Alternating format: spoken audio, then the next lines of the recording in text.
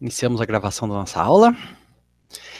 Na última aula nós vimos esse teorema, assim, que parecia meio jogado à toa, assim, que assim, não que não tivesse muita relação com o que a gente estava vendo, mas a gente estava estudando matriz hessiana e não aparecia matriz hessiana nele, assim.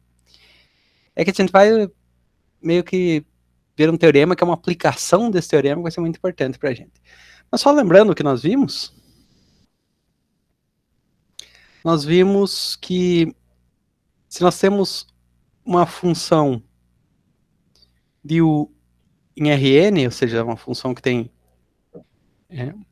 uma função vetorial com n componentes, e cada uma dessas funções fi é diferenciável no ponto A do seu domínio, que é um subconjunto do Rn.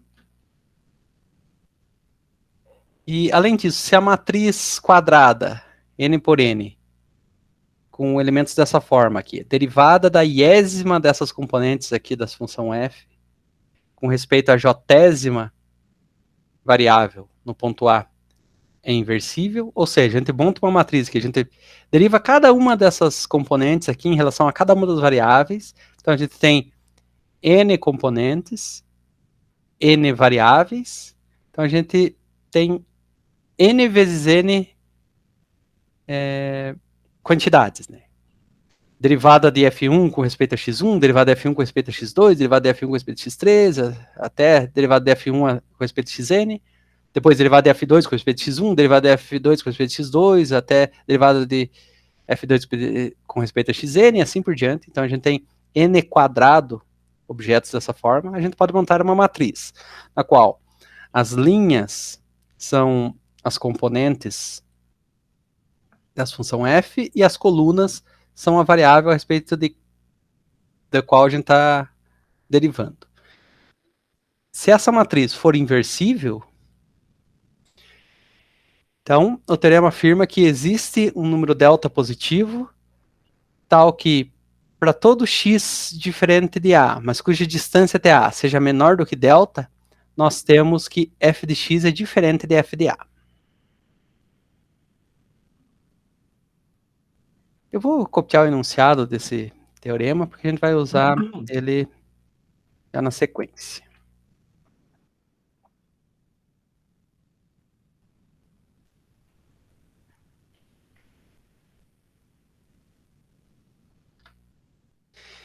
E antes da gente utilizar esse teorema, vamos lembrar o que é um ponto crítico não degenerado. A gente viu a definição disso. Eu vou copiar ela aqui. Opa.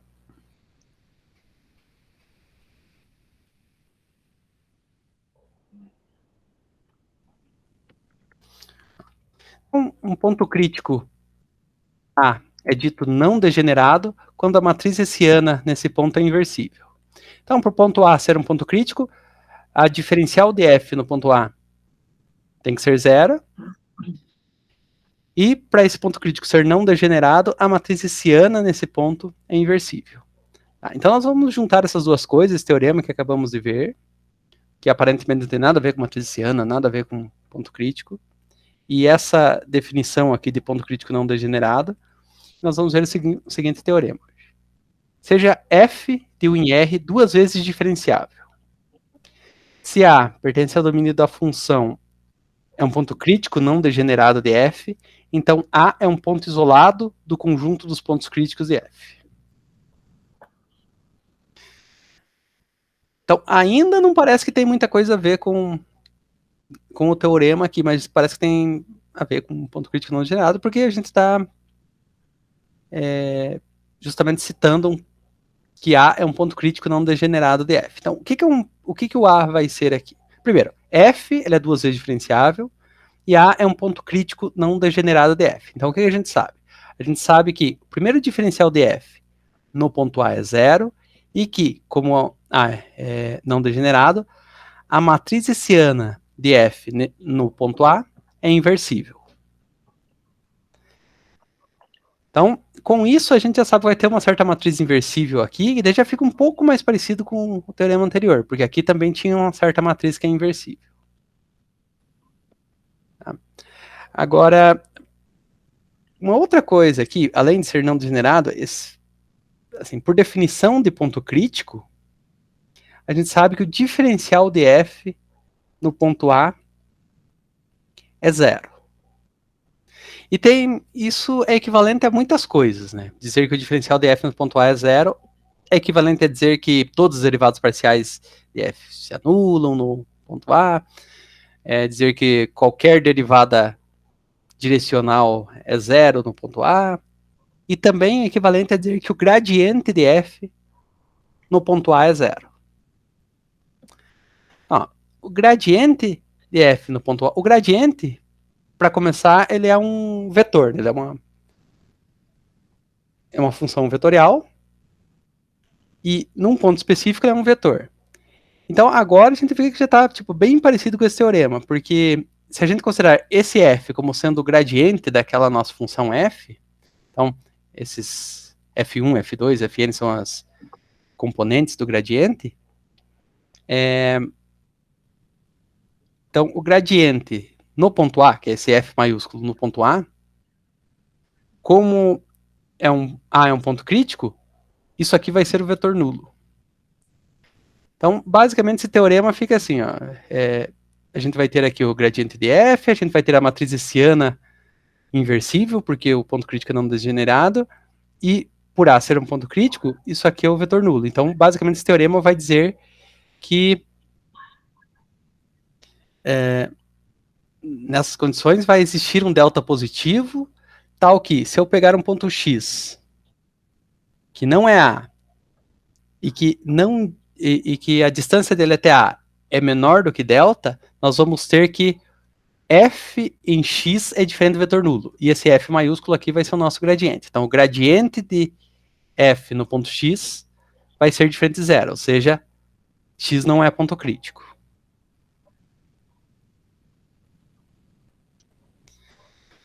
Então, vamos fazer exatamente isso, né? Nós vamos chamar aqueles FIs do teorema anterior.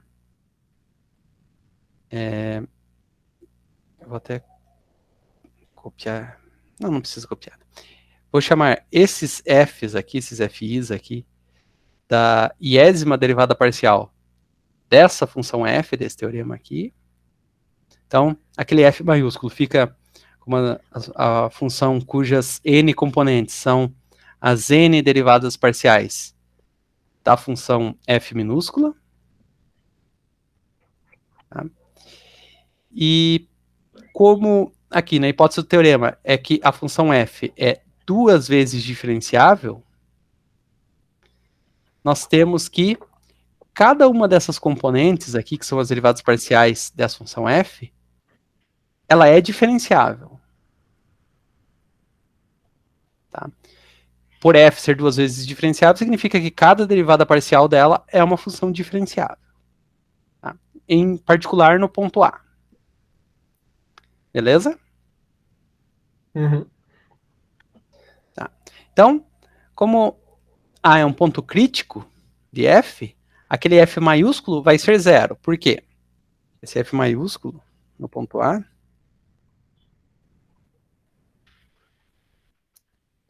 ele vai ser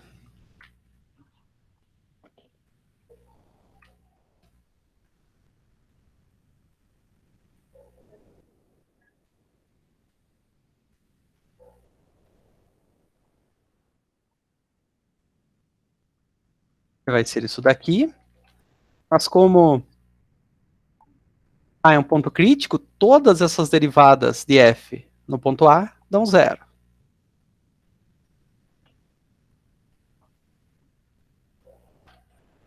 Então, essa aqui dá zero. Aqui dá zero, todas dão zero. Então, isso aqui é o vetor nulo, né, que já denota por zero também.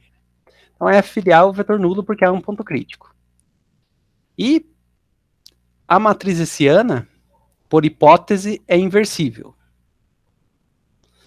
Só que, ó, se a gente comparar com aquele teorema anterior, tinha essa matriz aqui, ó, que era que precisava ser inversível, né? Que é a derivada da iésima componente daquela função f maiúsculo em relação à jésima componente no ponto A.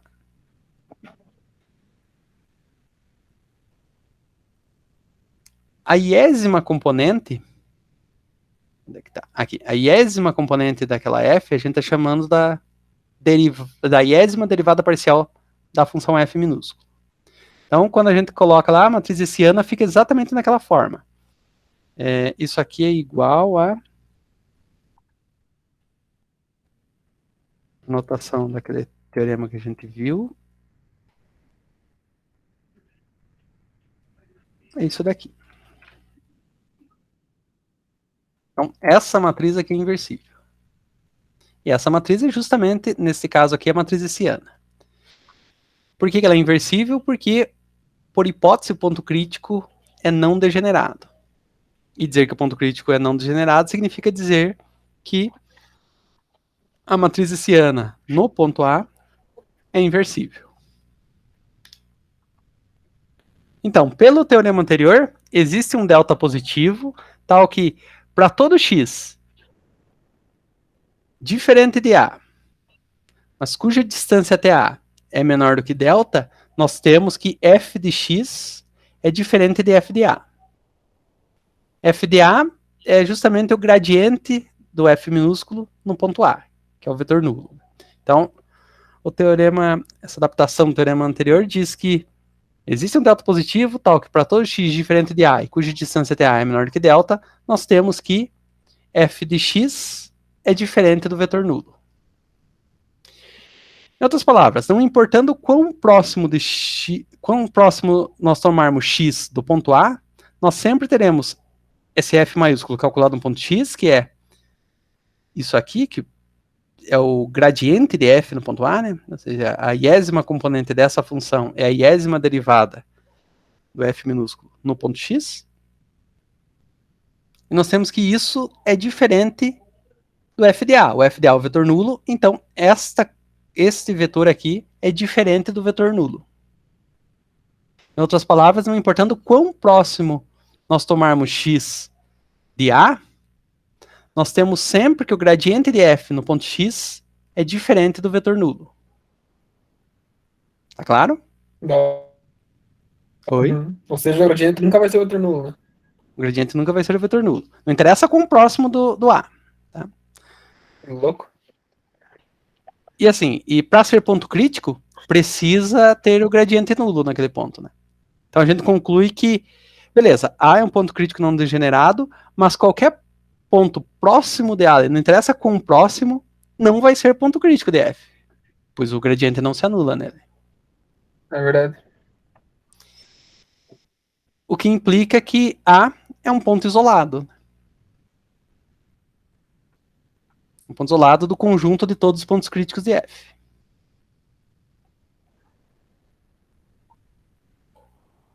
Tá claro essa parte? Uhum. Então tá, então... Por isso que ele cresce e... Assim, se fosse o máximo, no caso, a função ia crescer, bater lá a derivada igual a zero, daí ela ia bater um ponto só, né? Do resto ia cair tudo. O que tá em volta desse ponto ia tudo cair, né? Exatamente. Assim, uma outra opção seria que isso não acontecesse, né? Que você tivesse, por exemplo, uma linha toda em que fosse uma linha de máximo, ou pense, sei lá, uma função constante, né? Um pedaço da função que fosse constante. É. Oi? Eu tô pensando na função cosseno na R3, no caso. Tá, não entendi. Função cosseno no R3, como assim? É que daí uma parte dela seria uma subida que seria constante, né? Aquele máximo dela. Deixa eu desenhar aqui para eu entender o que você tá no R3. Eu acho que é isso que o professor quis dizer, não foi? No caso. Eu não sei o que você tá querendo dizer. Ah, Como que é a função que você tá cosseno pensando? mesmo, ou seno, tanto faz. Mas cosseno do quê? X mesmo. Ah, tá, entendi. Então, Z igual a cosseno de X. Aqui, né? Isso, tem um ponto ali que vai virar... vai ter uma reta toda aqui. Vários, né? Exato. Então, o que acontece aqui? esse aqui não são pontos críticos não degenerados, são pontos críticos degenerados. Porque a matriz hessiana, em qualquer ponto aqui desses máximos aqui, ela não é inversível. O jeito mais... Isso porque a segunda derivada dá zero, é isso? Vamos ver se tem um jeito fácil de perceber isso.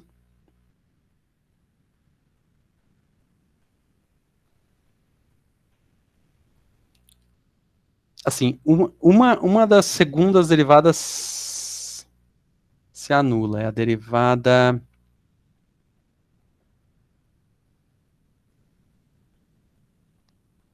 Assim, a função é constante ao longo na direção y, né?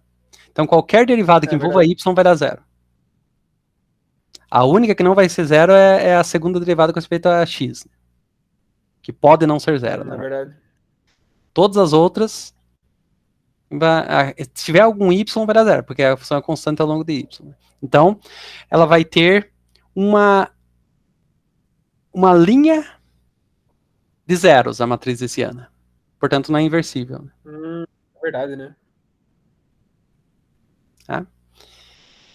Uma outra coisa mais simples de ver é se a função for simplesmente constante, né? Ou constante num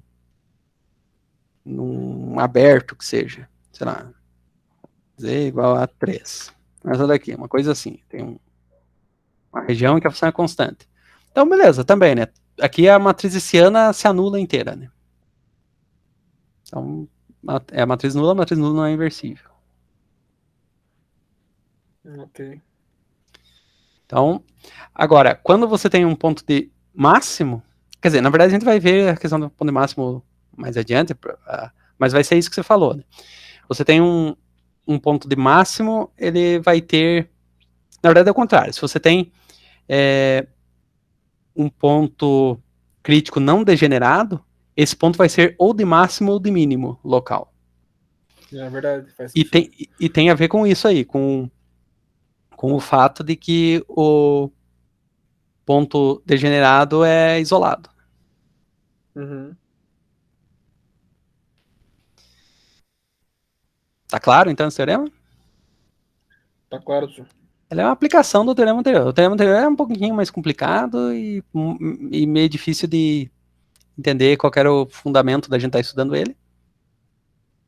Mas é esse daqui. Né? Um corolário desse teorema, 2 corolários, vamos dizer, que, assim, eu só vou enunciar eles, vou deixar para... Porque até a gente não estudou com muitos detalhes a questão de enumerabilidade, Você deve estar vendo isso em análise lá, né? Ou já viu. A gente tá vendo agora enumerabilidade, no caso? Sim. Quando o conjunto é enumerável. Mas eu já vi enumerável. algumas vezes. Quando não é enumerável. Então, um corolário desse teorema é que o conjunto de pontos críticos não degenerados de uma função 2 vezes diferenciável é inumerável. Isso vem do fato de que todo conjunto de pontos isolados é inumerável. Basicamente, eles são isolados e consegue contar, né? Você consegue enumerar. Tem a ver com isso. Tem uma F dos naturais. Uma abjeção dos naturais. Uma abjeção. Assim, dos naturais ou de um subconjunto não nulo dos naturais, né? Porque você consegue enumerar coisas finitas também, né? Tipo, isso, tem isso daí, né? Ou ele é, você consegue uma função bijetora, ou você consegue, ou se o conjunto é finito, ele é inumerável, né? Porque daí você consegue uma bijeção de um subconjunto não nulo dos naturais nesse teu conjunto, né? Nesse conjunto finito. Isso. Então, assim, basicamente, para ele ser enumerável, você precisa de uma bijeção desse teu conjunto em qualquer subconjunto não vazio dos naturais, inclusive o conjunto dos naturais inteiro. Que daí, nesse caso, vai ter infinitos elementos no teu conjunto enumerável. Um outro corolário é se todos os pontos críticos de uma função f de 1 em R 2 vezes diferenciável são não degenerados, então cada compacto contido no domínio da função. Então, em cada compacto K, que é subconjunto do domínio da função, há apenas um número finito desses pontos críticos não degenerados. Então, a demonstração desse, assim, a gente não vai ver, porque ela depende de uma limite de sequência de pontos críticos, e a gente não estudou, isso foi uma das partes que a gente pulou, né? Mas daí... Assim, não vou deixar como exercício para vocês, mas aí quem quiser saber mais detalhes, daí, assim, a demonstração desse corolário é muito simples, mas depende da noção de limite de sequência que nós não vimos. Daí tem que estudar lá, quem tiver curiosidade. Tá. Agora, nós vamos definir alguns rótulos. Assim, as definições basicamente são rótulos, né? A gente dá um nome para algumas coisas. Então nós vamos chamar o seguinte, ó. Seja H do Rn em R uma forma quadrática, dada por H, atuando em V2, igual a somatória de IJ indo de 1 até N, de HIJ, VI, VJ, para V, componentes V1, V2 até Vn. Nós diremos que a forma H é positiva quando tivermos que H, atuando em V2, é positivo para todo V diferente do vetor nulo do Rn. Nós diremos que essa forma quadrática é negativa quando valerá algo parecido, só que para negativo, né? Quando H atuando em qualquer vetor não nulo do R2 resulta sempre no número negativo. Se essa forma quadrática, se uma forma quadrática for positiva ou se ela for negativa, nós diremos que ela é uma forma definida. Do contrário, nós diremos que ela é indefinida. O que é o contrário? Significa que existem vetores V e W do Rn, tais que H atuando em V dá positivo e atuando em W dá negativo. Tá claro? Mais ou menos. O que não... Esse teu... o que não tá claro? Tá, não, assim, ó. Nós temos uma forma quadrática. Nós atuamos numa forma quadrática num vetor do Rn, isso vai dar um número real. Pode acontecer três coisas. Esse número real pode ser negativo, zero ou positivo. Quando a forma quadrática atua no vetor nulo, sempre vai dar zero. Por quê? Porque a definição da forma quadrática é essa daqui. Então depende das componentes, ela não é bilinear nas componentes, assim, mas assim, ela depende das componentes do vetor, dessa forma aqui, como uma função quadrática das componentes do vetor. Se for o vetor nulo, vai dar zero. Ok? Se não for o vetor nulo, aí pode acontecer de dar qualquer número real. Né? Aí, se a forma quadrática for tal que, para qualquer vetor que não seja nulo, esse número for sempre positivo, a gente diz que a forma é positiva.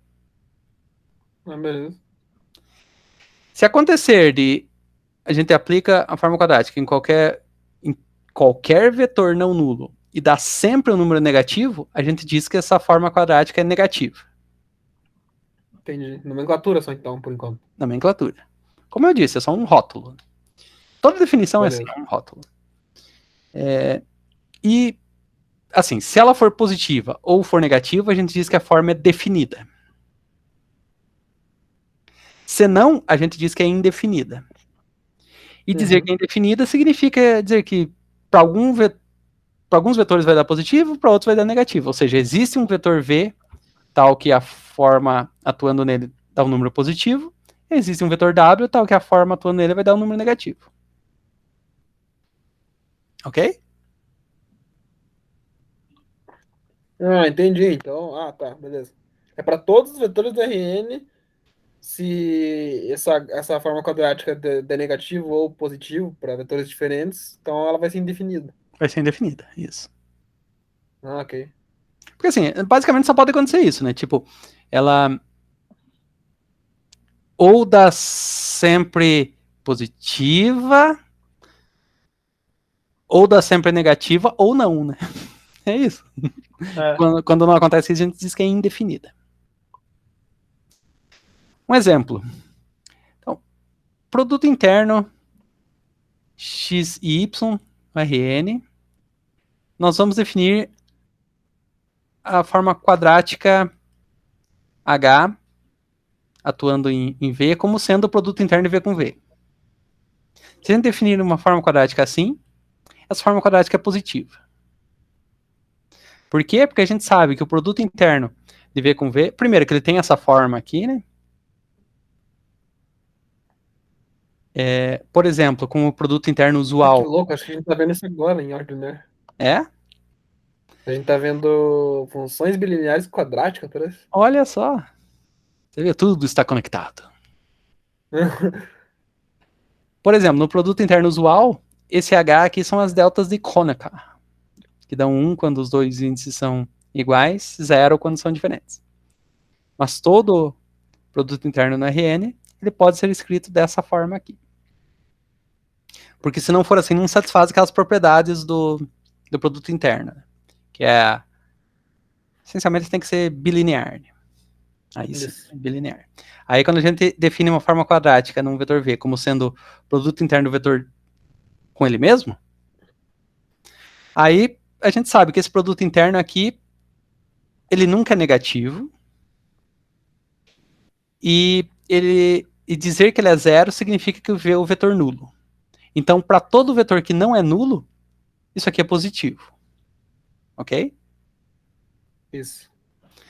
Então, essa forma, definida desse jeito aqui, é positiva. Porque para todo vetor que não é o vetor nulo, ela resulta num número positivo. Enquanto que se a gente definir uma forma quadrática, um vetor V, como menos o produto interno, essa forma quadrática é negativa, pelo mesmo motivo. Que daí esse produto interno vai ser positivo, porque o sinal de menos vai ficar negativo para todo vetor que não é o vetor nulo.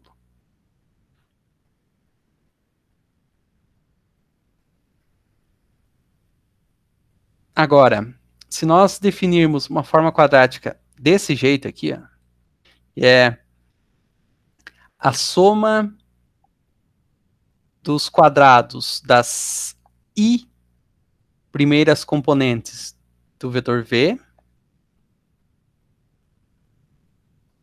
daí menos a soma das componentes que restam ao quadrado. Essa forma é indefinida. Por quê? Porque para alguns vetores, por exemplo, o vetor E1 da base canônica, essa aqui, H, o E1, isso aqui Então, resulta em 1. Quando o H atua no EN, resulta em menos 1. uhum. Para alguns vetores, assim, pelo menos para um vetor é positivo e para um outro vetor é negativo. Isso é o suficiente para a forma ser dita indefinida. Beleza? Beleza. Agora um resultado muito interessante. Se uma forma H é definida, então sua matriz H e J é inversível. De fato, nós vamos denotar por H0 o operador linear, cuja matriz em relação à base canônica é esse H e J, essa mesma matriz aqui que dá a matriz dessa forma H aqui. Elas são coisas diferentes, né? Isso aqui é uma forma, isso aqui é um operador linear, mas o operador linear está associado a uma matriz N por N. essa forma está associada a uma matriz n por n, e nós estamos escolhendo esse operador H0 de tal que a matriz associada a ele seja exatamente essa mesma aqui. Ok. Tá clara essa distinção? Aham. Tá. Então, um jeito da gente escrever essa forma H, essa forma quadrática H, atuando num vetor V, é escrever isso como o produto interno de H0 de V com V. Por quê? Porque isso aqui, H0 de V com V, a gente pode escrever assim. Eu vou escrever só isso aqui.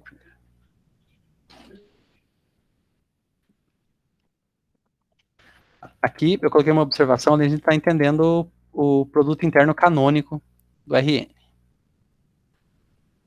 Uma forma de escrever isso aqui é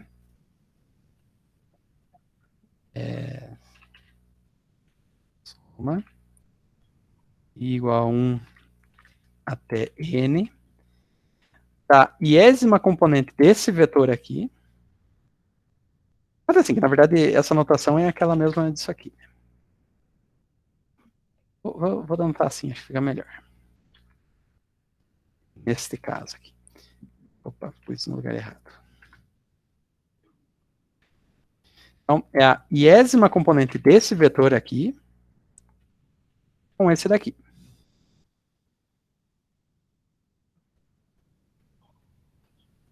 Tá? No produto interno canônico, sempre é assim, né?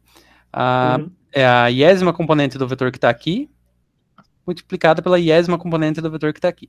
O vetor que está aqui é esse H0 atuando em V. Isso aqui é um vetor. Porque é o resultado da ação do operador H0 no vetor V. Tá?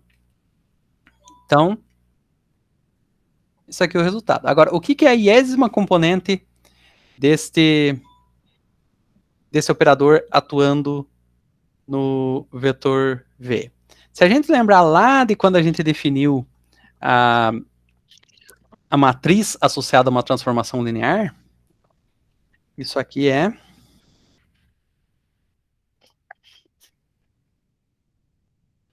uma somatória em J igual a 1 até N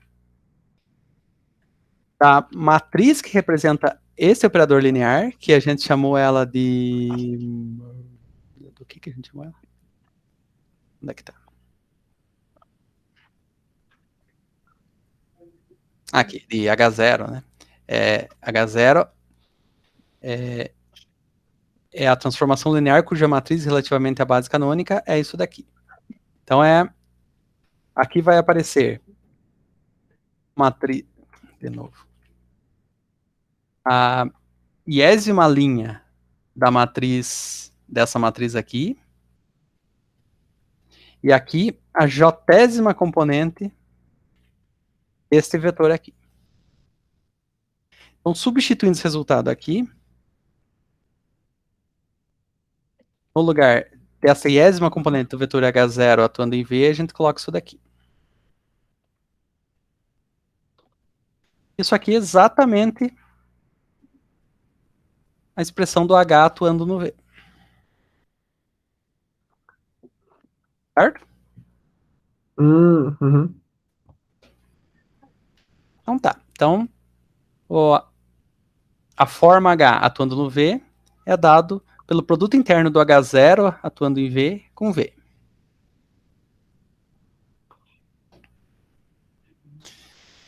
Então, a gente dizer que a forma atuando em V é diferente de zero, para V não sendo vetor nulo, é equivalente a dizer que esse produto interno aqui é diferente de zero para V não sendo vetor nulo. Porque essas duas coisas são iguais, né? Isso aqui é igual a isso. Então, beleza. Então, tem isso aqui. E isso aqui implica que esse vetor não é um vetor nulo. Que o vetor da esquerda aqui não é um vetor nulo quando V não é um vetor nulo. Assim, isso aqui não é trivial. Assim, eu demorei não sei se é trivial. Para mim não foi. Eu demorei um pouquinho para entender por que uma coisa implica a outra. Porque em geral não implica. Né? Por que não implica? Porque O que significa dizer que, sei lá, se tem dois vetores x e y, o que significa dizer que, por exemplo, que o produto interno entre eles é nulo? Não significa dizer que um deles é zero, é o vetor nulo, né? Só significa que eles são ortogonais. Uhum. Então tá, então por que aqui implica? Tá. Então, dizer que o produto interno de H0 atuando em V e V é diferente de zero, para todo V diferente de vetor nulo, é o mesmo que dizer que os vetores H0 de V e V nunca são ortogonais quando V não é o vetor nulo. Ok?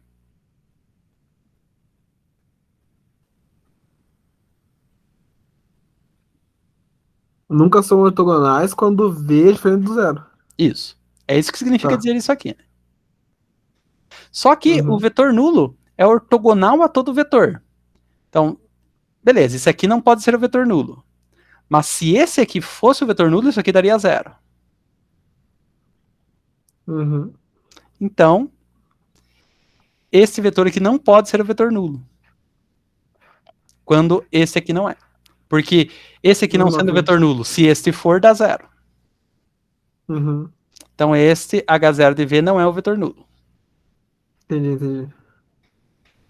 Tá? Então, o que significa? Significa que, se a gente pensar nesse operador H0 aqui, o único jeito da gente obter na imagem dele o vetor nulo é se no domínio dele for o vetor nulo.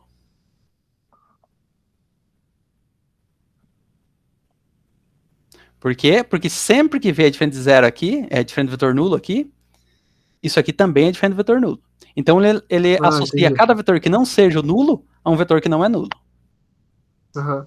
O conjunto de todos os vetores que são levados ao vetor nulo por uma transformação linear é chamado de núcleo de uma transformação linear. A gente viu isso. Vocês viram isso? Então, vocês talvez tenham visto também que toda transformação linear cujo núcleo contém apenas o vetor nulo é inversível. Acho que a gente viu também. Uhum. É um dos resultados de álgebra linear. Então tá. Então, o que a gente mostrou? Que H0 é um operador inversível. Tá? Por quê? Porque o núcleo dele contém apenas o vetor nulo. Se H0 é inversível, significa que a matriz que o representa é inversível também. Mas essa matriz aqui é a mesma matriz, a gente escolheu de tal forma que é a mesma matriz que está associada à forma H. Não, calma aí. O núcleo dele, então o núcleo dele só tem o vetor nulo, por Só causa tem que o o vetor nulo. resto é tudo diferente, né? Tudo levado em outro vetor. Isso. E daí toda matriz toda transformação que possui no núcleo apenas o vetor nulo é inversível. Ok. E assim, toda transformação inversível é representada por uma matriz inversível também. Uhum. Então essa matriz que representa o H0, o operador H0 é inversível. Mas essa matriz aqui, H e J, que é inversível, é a mesma matriz que representa a forma. E a gente queria mostrar que, justamente, quando a forma é definida, sua matriz é inversível. Ok. Foi o que a gente fez, né? A forma ser inversível significa que, assim, ela pode ser ou só positiva ou só negativa e tal. E a gente assumiu isso, né? Ela só se anula pro vetor nulo. Beleza. Então, toda forma definida, seja ela positiva ou negativa, possui uma matriz associada que é inversível. O que isso significa? Significa que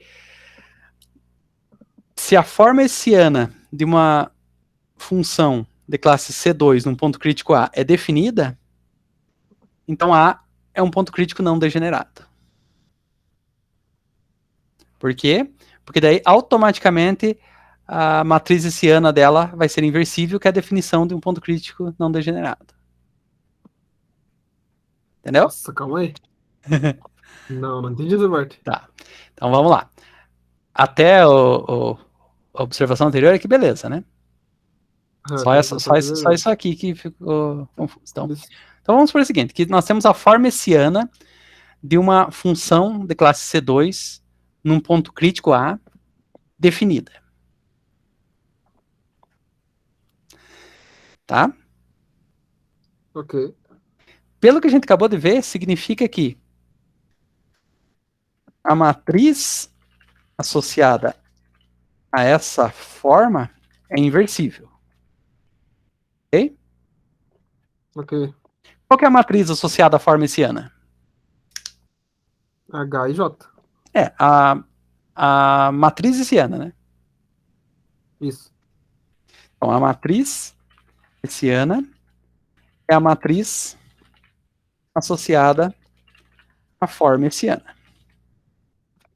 Logo, a matriz hessiana é inversível, o que é a definição de ponto crítico não degenerado. É isso que a gente concluiu, que o A é um ponto crítico não degenerado. Uhum. Então, assim, parece que não fez muita coisa, mas olha, é uma afirmação muito diferente, né? Uma é dizer que a matriz hessiana de uma função num ponto crítico é inversível. A outra é dizer que a forma hessiana é definida. Ou seja, basta que ela tenha um sinal definido, né? que ela seja ou positiva ou negativa para todos os vetores, exceto o vetor nulo, no ponto A. E você vai ter automaticamente que a matriz hessiana associada a ela é inversível, portanto, o ponto crítico é degenerado. Ok? Uhum. Tá. É degenerado não, é não degenerado. Agora vem aquilo que eu tinha comentado lá de máximos e mínimos. É um teorema. Seja f de u em R uma função de classe C2, A um ponto crítico de f e H a forma quadrática hessiana de f no ponto A. Então, se H é positiva, A é um ponto de mínimo local não degenerado. Se H é negativa, A é um ponto de máximo local não degenerado. Se H é indefinida, A não é um ponto de mínimo local nem de máximo local para F.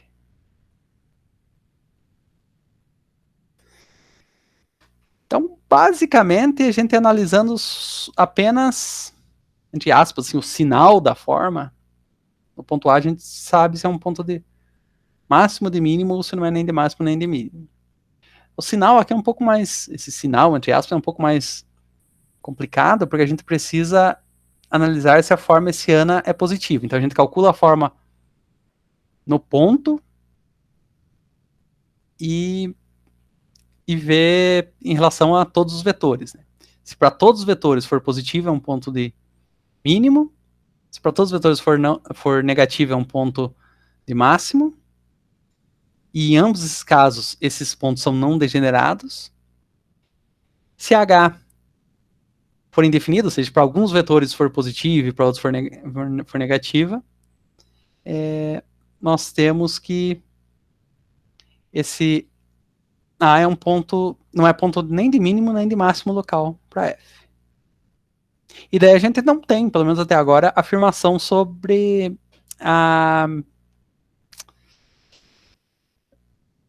se esse ponto que não é nem de mínimo nem de máximo local é degenerado, não degenerado, isso a gente não sabe. A gente sabe que quando a H é positiva, A é um ponto de máximo local não degenerado, ou seja, é isolado e tal. E quando é negativa também.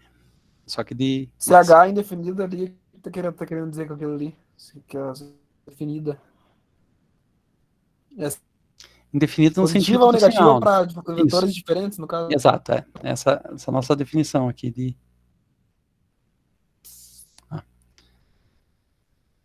Essa O daqui, zero se aplica também. quadrática. Para o zero sempre dá zero, né? Para o vetor nulo sempre dá zero. O vetor nulo sempre dá zero. porque a forma quadrática tem essa expressão aqui.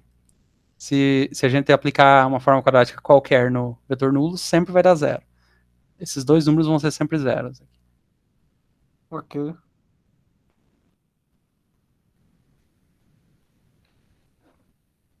Então vamos lá. A demonstração de 1. O que é 1? Então, f é uma função de classe C2, A é um ponto crítico de f e H é a forma quadrática hessiana de f no ponto A. Então, se H é positiva, A é um ponto de mínimo local não degenerado. Então, nós vamos assumir que H, a forma quadrática hessiana de f no ponto A, é positiva. Essa é a nossa hipótese. Então, seja B a bola aberta de centro em A e raio delta, contida no domínio de F. U é o domínio de F.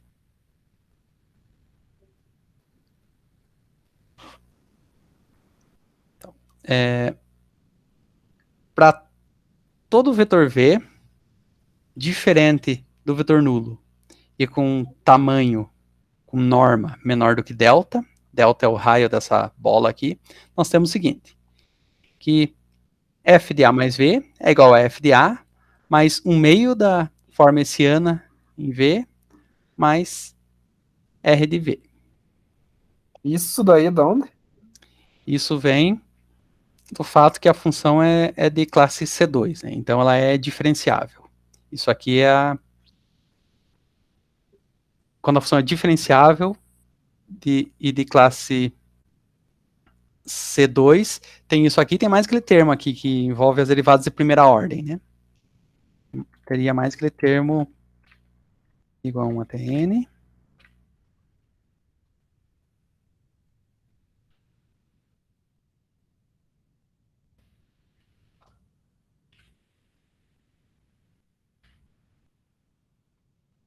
Sim. Por que não está aparecendo esse termo aqui? Ó, isso aqui vai dar só as derivadas segundas e tal. Isso aqui é aquele mesmo termo da fórmula de Taylor, né? É porque a não é um ponto. Né? Que daí dá zero, hein? Deu uma falhada, mas eu acho que você respondeu certo. Né? Deu uma falhada no áudio. A é um ponto crítico, então todas essas derivadas aqui dão zero. Sobra só isso daqui. Ok? Ok. Então, aqui nós vamos fazer uma coisa extraordinária. Aqui. Nós vamos pegar esse termo aqui e vamos multiplicar ele pelo número 1. Aí, assim... Que extraordinário. É extraordinário. Aí, assim, nós vamos escrever 1 como norma de V ao quadrado dividido pela norma de V ao quadrado. Assim, isso aqui não é trivial, porque todo mundo sabe que assim, a norma de V não é zero. Né? Então, todo mundo sabe que a norma de V ao quadrado dividido pela norma de V ao quadrado é 1. Okay. O que pouca gente sabe é que 1 é igual a norma de V ao quadrado dividido por norma de V ao quadrado. Isso aqui não é trivial. Né? Daqui para cá não é trivial. É extraordinário. Agora, a gente vai deixar o V quadrado aqui para fora desse parênteses e nós vamos mandar o 1 sobre norma de V ao quadrado multiplicar cada um desses termos. Então tem dois termos aqui, vai multiplicar os dois.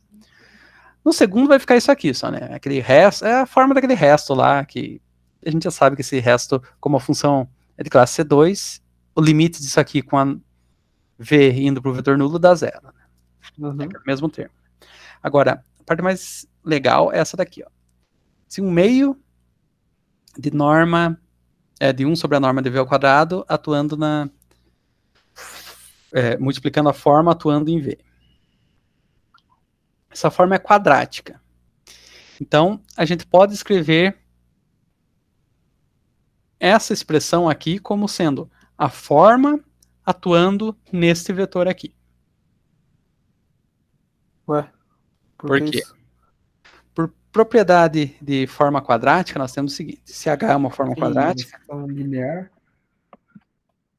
ela é assim, não é linear, na verdade, é bem parecido com linear, mas não é. Ela satisfaz isso aqui, ó.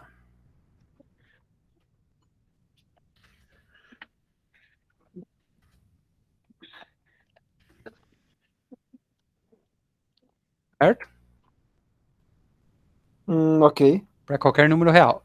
Então basta escolher. Não tem nenhum da soma, né? Não. Assim, você consegue calcular Ok. sempre, né? Mas não tem nenhuma propriedade simples. Porque assim, vai ter. Diga assim. Assim, porque assim, vai ter. Eu já escrevo como é que fica da soma. Né? Ela não fica. Não é isso que eu ia fazer. Isso aqui igual a.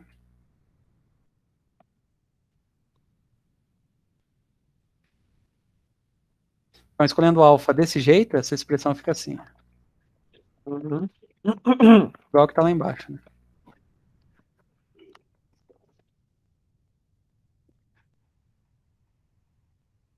E esse alfa, no caso, é bem grande, então, por causa que a norma de V é bem pequena. É. Mas tanto faz, né? Porque ele vai aparecer aqui, né? Ok. Aí isso aqui é um vetor normalizado. É verdade. Você perguntou da soma. A soma fica assim.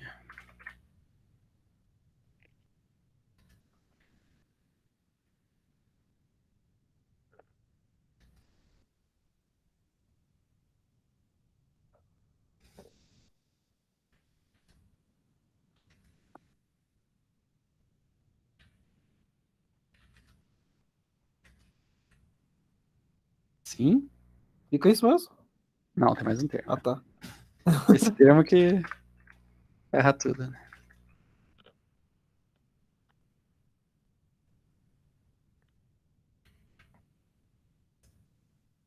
Acho que tem um 2 aqui ainda, né? Não sei se tem o 2, acho que não tem o 2. Não, Não, meio? tem o 2. Não, é 2 mesmo. Então, Porque é quadrático, né? É sim. a mesma expressão Daí lá. vai fazer o quadrado, né? A gente viu isso aqui quando a gente Ah, viu. Exatamente essa expressão. Lembra que quando a gente calculou o diferencial de segunda ordem? Que eram derivadas aqui? Apareceu exatamente esse diferencial termo de duas segunda vezes. ordem. É. Com derivados parciais de segunda ordem. Ah, que daí deu o triângulo de Pascal. Exato, justamente esse termo aqui. Ó, aqui não é 2, aqui é n. Assim, você consegue calcular, mas fica essa expressão que não é bonita. Né? Por isso, assim, se definir essa forma quadrática, for definida como uma forma bilinear, fica tudo muito mais simples. É verdade. Não sei por que não se define assim. Tá. Então, nós vamos considerar a. Tá, então até aqui foi. O que a gente fez? A gente escreveu f de a mais v como sendo f de a mais essa quantidade aqui. Agora nós vamos analisar essa função aqui, né, que é um meio da forma quadrática com o domínio sendo a esfera de raio unitário e centro na origem do Rn.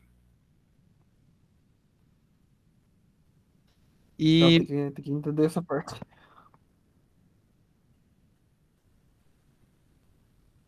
Esfera. Esfera por causa daquela jogada que a gente fez, será? assim, a esfera é só a casca, né? E daí Isso.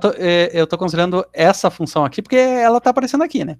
Ó, ela só está atuando em vetores unitários. Ok. E fazendo um R2 e no R3 para você entender aqui com o produto interno usual.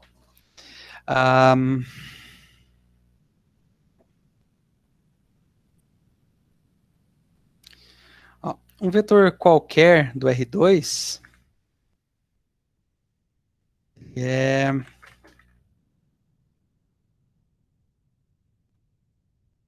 V,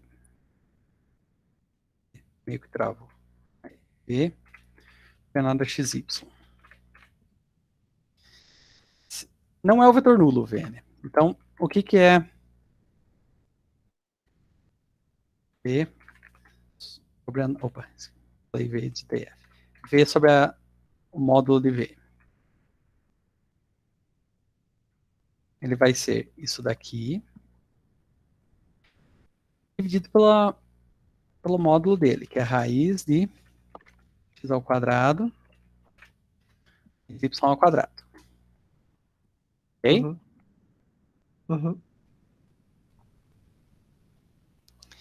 Isso aqui pode ser escrito assim.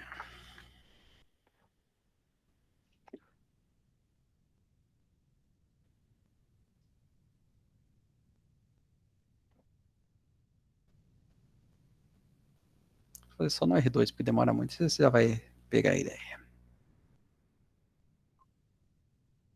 Ok. O que é x dividido por raiz de x ao quadrado mais y ao quadrado? O que é isso? Que é isso? Sem A para te ajudar. X é uma coordenada dividido pelo módulo do vetor inteiro, né? Isso. E o que é isso? A Vou gente quer fazer uma aqui.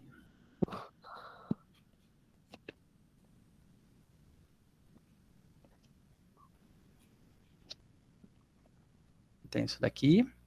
Ah, entendi. Esse que é o versor. Não. Não vai ser versor. Vai Vai ser ser tipo a coordenada X versor, no caso.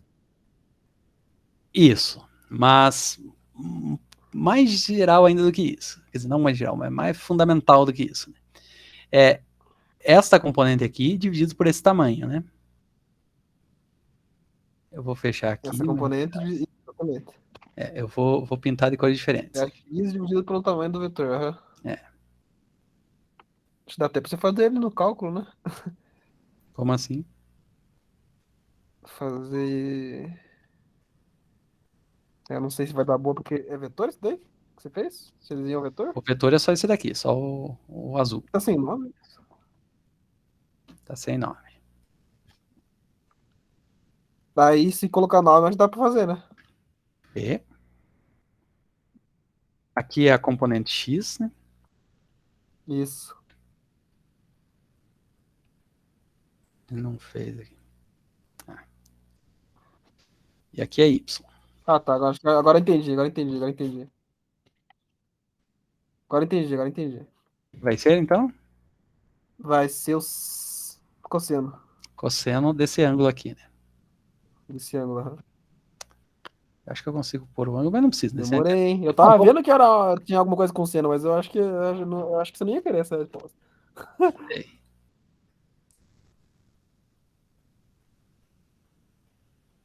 eu só mudo Engraçado como aqui. parece transformada em Laplace também. Por quê? Eu lembrei da transformada de Laplace, Mas por daquela quê? fórmula ali. Eu vou errado. Transformada de Laplace é parecido com isso, né? S ao quadrado sobre S ao quadrado mais A, sei lá. Não Não lembro. me lembro. Laplace, eu não sou fã da Laplace. Ó, Eu não curto.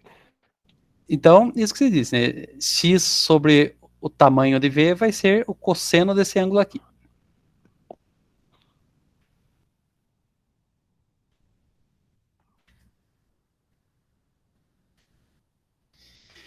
E o Y sobre tamanho de V?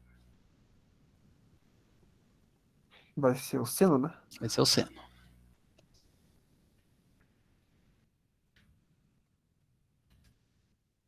Tá. Quem quer V? V é qualquer vetor não nulo, né? XY.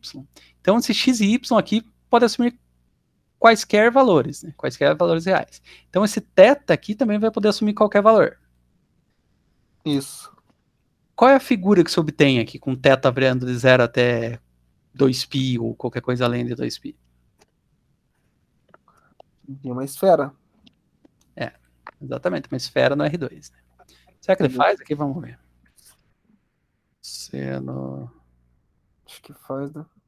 O que eu tenho que chamar? T? Nossa, isso é muito da hora. T? É uma esfera e uma esfera com raio 1 ainda. Né? Faz. E se fizer teta ali dentro do cosseno? Ah, mas não tem teta aí, né? Mas ele, eu não sei visitar, mas ele fez aqui a esfera. Isso aqui, ó. Ok. Esfera com raio 1. Ok. Uhum. Então, é isso. Sempre que você normaliza um vetor e considera todos os vetores normalizados, você vai ter uma esfera de raio 1, centrada na origem. Então é isso. Estamos analisando essa Faz todo função aqui, sentido. que é a função quadrática cujo domínio é essa esfera aí. Ok? Uhum. É só isso. Então tá. Então, por hipótese, a forma hessiana de f no ponto A é positiva. Por quê? Porque a gente está no item 1 aqui, né? Que H é positivo. Lembrando que A é um ponto crítico de f e H é a forma hessiana no ponto A. Então, H é positiva significa que forma hessiana de f no ponto A é positiva. Isso significa o quê? Que existe um número positivo epsilon tal que essa função aqui, calculada em qualquer valor, em qualquer vetor u, vai ser maior do que ou igual a epsilon. Tá claro? Porque é positiva, né? Se é positivo, então vai ter um valor mínimo. Um cara menor. É. Então, para todo V não nulo, esse vetor aqui pertence àquela esfera. Então, existe um epsilon positivo, tal que isso vale para qualquer vetor V aqui. Né? V dividido pela norma de V. Ok? E pela forma de Taylor infinitesimal, aquele termo aqui, ó. Vamos voltar aqui. Eu vou apagar essas coisas aqui que eu fiz na metade aqui, porque a gente não precisa mais, né? Já entendemos, né? Uhum.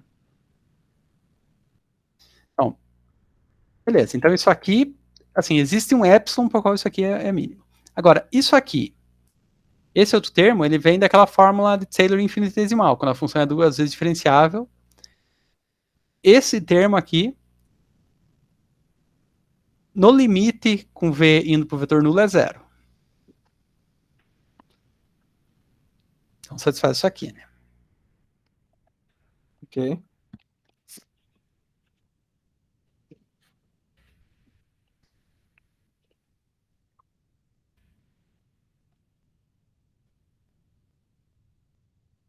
Isso é o mesmo que, assim, quando esse limite vale,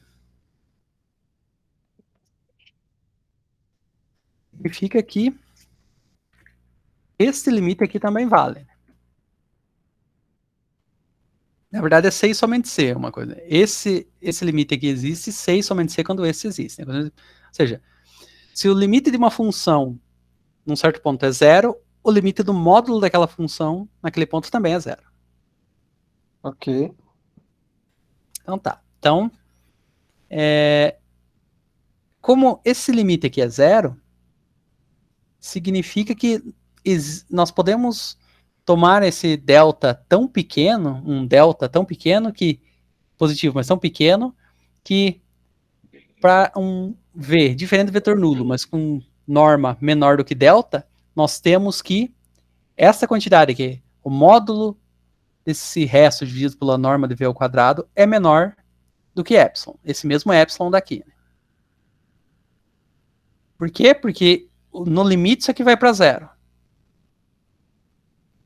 Então, se a gente tomar V muito próximo de zero, isso aqui tem que ser muito pequenininho, né? Tão pequeno quanto a gente queira, na verdade. Menor do que, por definição do limite, do que qualquer número epsilon positivo pré-estipulado. Uhum. É só a definição do limite aqui. Então tá, então Uhum. vamos considerar essa situação, né? Esse epsilon aqui, que satisfaz essa condição, um delta positivo suficientemente pequeno para que isso aqui valha. O que vai acontecer? Ó? Nós temos que, para todo V não nulo com norma inferior a delta, ou seja, satisfazendo isso daqui, nós temos que esse número aqui, menos esse resto dividido pela norma de V ao quadrado, ele é menor do que ou igual ao módulo do resto dividido pela norma de V ao quadrado. Né? Isso aqui vem só da propriedade de módulo de número real. Ok. E como a gente viu, vou pôr um passo a mais aqui. Ó. Isso aqui vai ser menor do que epsilon. Var epsilon ainda. Var epsilon. Não sei escrever epsilon, escrevo epsilon. Então, esse módulo é menor do que epsilon, e esta quantidade aqui é maior do que ou igual ao epsilon, certo? Eu aqui em cima. Ok. Essa hamiltoniana aqui, essa hessiana aqui, é maior do que ou igual a epsilon. Beleza, né? Então, o que significa? Que se nós somarmos, vamos pegar essa, vou fazer devagar aqui. Aqui, eu vou tirar as coisas do meio aqui. Tiro isso daqui, isso daqui, isso daqui. A gente tem menos essa quantidade que é menor do que isso daqui. Agora, eu somo aquele resto de pela norma de V ambos os membros.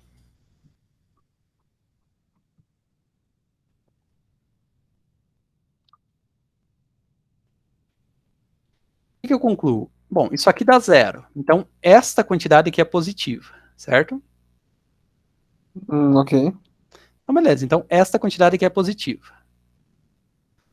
Vamos voltar ao que a gente tinha lá. Por que a gente está fazendo essa contarada?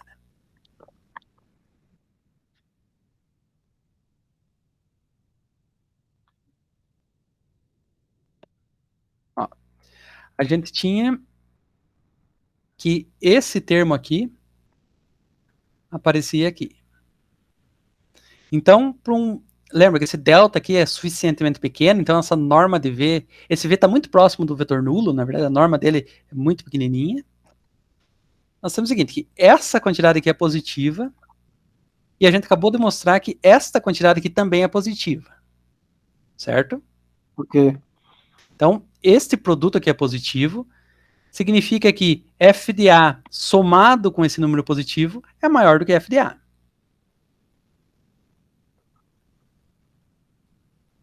Ok. Uhum. Ou seja,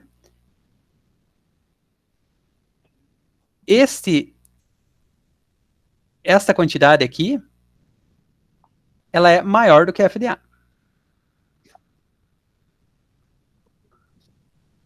Certo? Ok. Uhum. Então, o que a gente mostrou?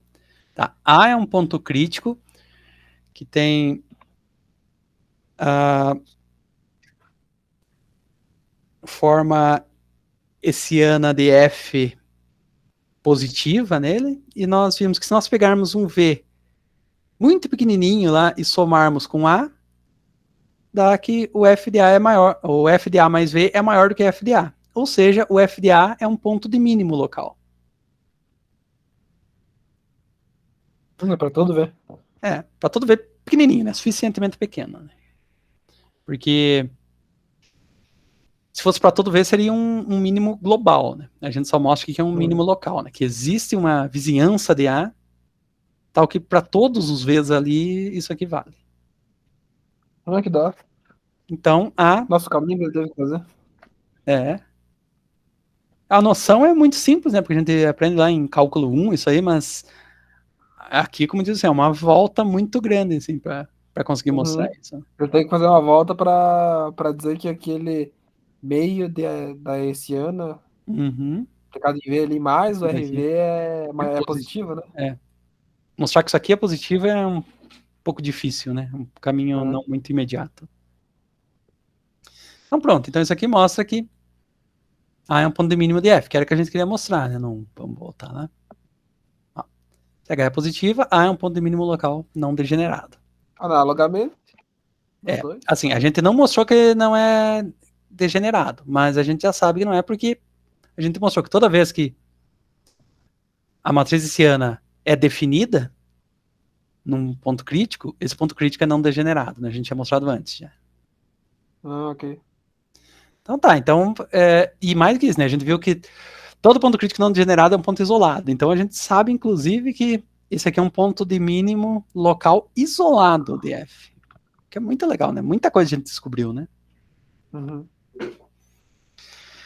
O 2 fica como exercício para vocês, mas é só trocar uns sinais aí, né?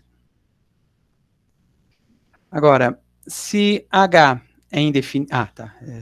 Vamos ler lá de novo o que a gente quer mostrar na terceira parte. Se H é indefinida, A não é um ponto de mínimo local nem de máximo local para F. Então, se H é indefinida, significa que existem vetores V e W do Rn, tal que H atuando em V é positivo, H atuando em W é negativo. É a definição de indefinidez de H. É verdade. Aí, então, vamos considerar outros vetores, uns múltiplos não nulos, TV e TW, em vez de V e W. Bom, por aquela propriedade lá de forma quadrática, H atuando em TV é a mesma coisa que T quadrado vezes H atuando em V. Certo? Uhum, verdade. Como H atuando em V é positivo e T quadrado é positivo, significa que H atuando em TV é positivo também. Então, nesse caso, se a gente repetir os passos da demonstração do item 1, todo esse caminho aí e tal, nós vamos concluir que F de A mais TV é maior que F de A, por um T diferente de zero suficientemente pequeno. Ok? Só repetir os passos, porque lá a gente precisou apenas que a H era positivo. Então tá. Agora, por outro lado, ó, lembrando que o H atuando em W é negativo, então H atuando em TW vai ser T quadrado atuando em H. E nós sabemos que T quadrado é positivo, mas, por hipótese, H atuando em W é negativo. Então, esse produto que fica negativo significa que H atuando em TW é negativo. E se nós repetirmos o passo da demonstração do item 1, na verdade, do item 2, que ficou como exercício, vai concluir o contrário, né? Que F de A mais TV é menor do que F de A para todo T diferente de zero suficientemente pequeno. Ok? Uhum. Então tá, o que a gente mostrou? Que existem vetores TV que fazem que F de A mais TV satisfaça essa equação e vetores TW satisfaçam essa. Satisfazer a segunda. Então, ela não é ponto nem de máximo nem de mínimo, né? Porque para alguns dá maior, para outros dá menor. É isso. Dúvidas? Não. Tá. Então, vamos ver um exemplo. Deixa eu ver até onde que nós vamos hoje. Acho que dá para ver mais esse aqui. Bem rapidinho. Esses últimos dois aqui, daí encerramos.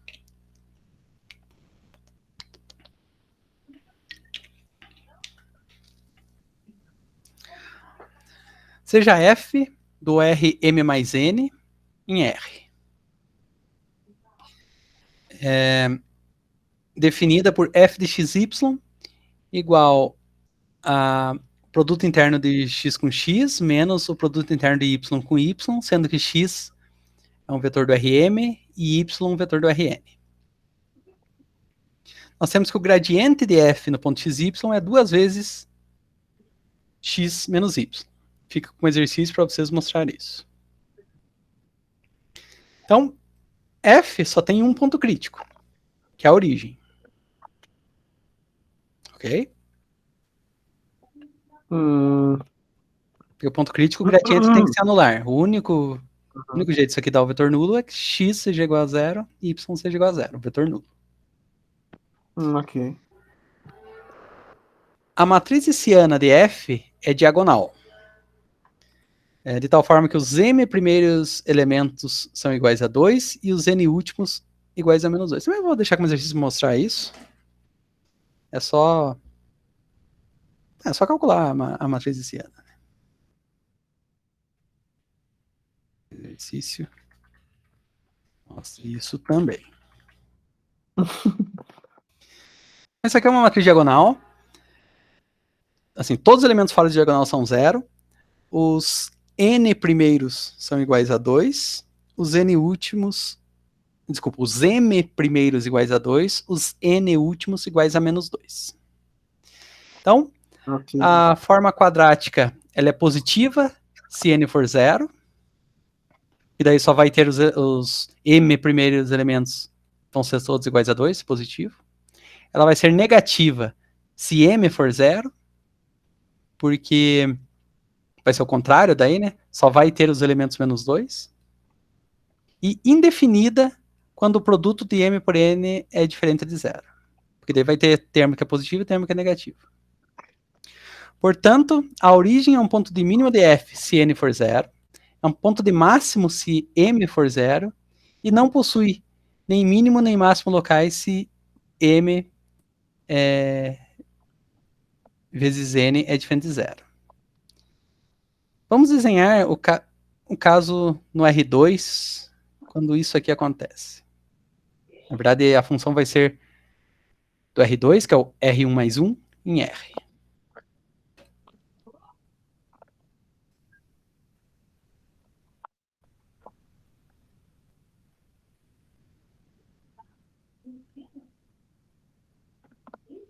Então, nesse caso, a função vai ser z igual a quadrado menos y ao quadrado. Essa função aqui, é a função conhecida de vocês.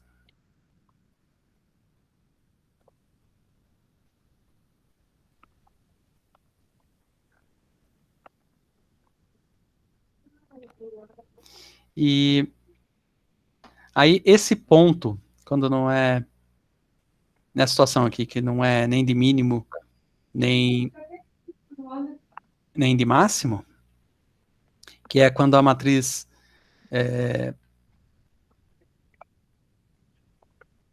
hessiana é indefinida, ele é chamado de ponto de Sella, por causa do gráfico dessa função aqui, que parece uma sela de cavalo.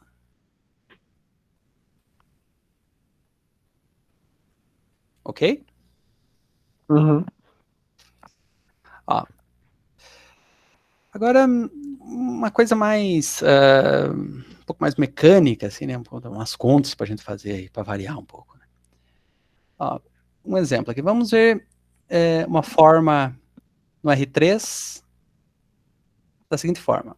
Forma, estou no vetor x, y, z, dada por 3x² mais 2y² menos 5z² mais 4xy mais 2xz mais yz.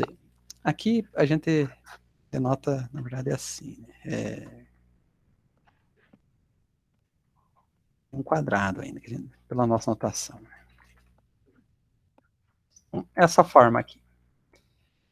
Como a gente descobre se ela é positiva, negativa ou indefinida? Bom, a gente pode fazer o seguinte, a gente pode completar quadrados aqui. Por exemplo, a gente pega todo o termo que depende de x, aqui que é este, e esses daqui. Então, o 3x² mais 4xy mais 2xz, e escreve isso. A gente completa quadrados aqui, de tal forma que escreve isso como uma soma ou diferença de quadrados. Tranquilo, né? Precisa eu ir um pouco mais passo a passo ou de boas? Não, tá de boa. De boas, né? Então, a gente reescreve isso aqui como 3 vezes x mais essa quantidade aqui, 2y mais e sobre 3 ao quadrado, menos 1/3 de 2y mais e ao quadrado. Nós chamamos esse termo aqui, que é o único que depende de x, nós chamamos de uma outra variável, de u. Então, a forma quadrática fica assim, a gente pega essa daqui, junta todas as partes que dependem de x e escreve dessa forma aqui. Lembrando que a gente está chamando esse termo aqui de u. Né? Então, vai ficar forma quadrática, fica 3u² menos 2y mais e² sobre 3, que é esse termo que sobrou daqui. 1 menos x, né? Oi? Isso daí é um menos x, não é? Acho que é assim. Como assim um menos x? Porque se chamou x mais o estilo de 1, né? Entendi É o falando quadrado. 1 menos x. Não. Vai dar errado do mesmo jeito por causa que é o quadrado ali, né? Exato. É assim, entendi. Só porque aqui aparece esse termo aqui, né? Só que é o quadrado, Tem como reescrever em termos de x e u, mas não tem porquê, né? Vai ficar muito... Vai ficar o quadrado da diferença dos dois, vezes 3. Enfim, é o termo que sobrou daqui, né? E aí o resto que não dependia de x lá na forma quadrática. Dependia só de y e de z. Agora a gente pega tudo que depende de y e z, que é isso daqui, e faz o mesmo processo aqui de novo. Então, aqui dá bem mais trabalho e tal. A gente completa quadrados e a gente termina isso aqui. 2/3 de y menos 7z sobre 4 elevado ao quadrado menos 177z quadrado dividido por 24. Aqui já aparece tipo uma variável quadrada, que é o z ao quadrado, tipo, ok, tá de boa. Aqui a gente chama isso aqui de um R. Então a nossa forma quadrática fica assim, ó, 3u quadrado mais 2/3 de r quadrado menos 177z quadrado sobre 24. Para todos os vetores que tem u diferente do vetor nulo, r diferente do vetor nulo e z sendo o vetor nulo, isso aqui resulta num número positivo. Enquanto que para todos os vetores que tem u igual a r igual ao vetor nulo e z diferente do vetor nulo, isso resulta num número negativo. Então, H é indefinida. Que da hora. É um jeito de, assim, não precisar... quer dizer, é um jeito de se fazer. É o jeito mais fácil. Acho que esse é o jeito mais fácil. Meu Deus. Porque assim, isso aqui é fácil, né? Só dá preguiça, né? Mas não tem segredo. Então. E dá medo de errar muita coisa. 180 já era. ali, já era. Mas assim, é um jeito de fazer. E daí, é claro, daí você pode entender, tipo, pode ver lá o que é o U para voltar aqui, né? Por exemplo, o R, aqui R de 0 significa dizer que Y é diferente de 7z sobre 4. Isso. É muito difícil acontecer, mas sempre é bom verificar se essas coisas são factíveis, né? Porque pode ser que, como envolve duas coisas, por exemplo, nesse caso aqui, U igual a R igual a 0, igual ao vetor nulo, pode ser que sejam incompatíveis, né? Porque você tem uma expressão para U, outra para R, dependendo de quantas for, pode ser que nunca se cumpram, mas é bom verificar, mas eu acho que é difícil acontecer, né? Ok? Dúvidas? Não. Então tá, então na aula da manhã nós começamos função implícita. Beleza. Uma boa noite, então. Tudo de bom para você. Valeu. Sucesso. Falou. Falou.